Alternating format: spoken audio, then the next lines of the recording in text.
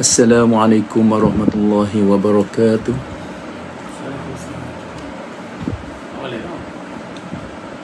Sepatutnya kita gunakan sedikit ilmu yang Allah Ta'ala kurniakan kepada kita sebagai panduan dalam perjalanan hidup kita. Kita gunakan lampu suluk ilmu untuk menerangi laluan kita, bukan untuk menerangi laluan orang lain. Alangkah bodohnya kita jika kita guna lampu suluk ilmu kita untuk menerangi laluan orang lain, sehingga kita sendiri berjalan dalam kegelapan. Assalamualaikum warahmatullahi wabarakatuh. Kita telah dikurniakan sedikit ilmu oleh Allah SWT. Ilmu yang Allah Ta'ala kurniakan kepada kita, kita guna untuk apa sebenarnya? Kita gunakan ilmu untuk cari salah orang lain, untuk cari dosa orang lain, untuk caci dan hina orang lain.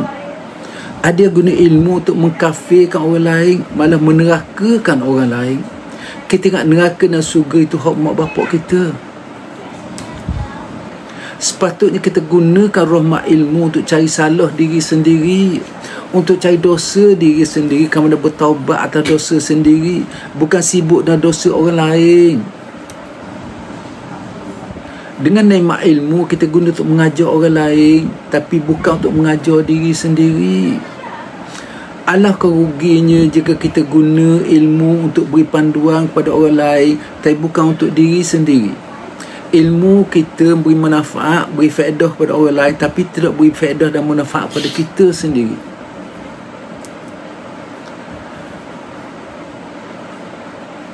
Gunakan sedikit ilmu yang Allah Ta'ala kurniakan kepada kita sebagai panduan dalam perjalanan hidup kita. Gunakan lampu suluk ilmu bagi menerangi laluan kita, bukan untuk menerangi laluan orang lain.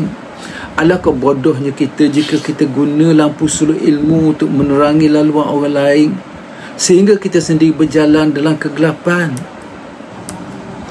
Okey, cukup setakat itu. Sekian, wabillahi taufiq wal hidayah. Wassalamualaikum warahmatullahi wabarakatuh.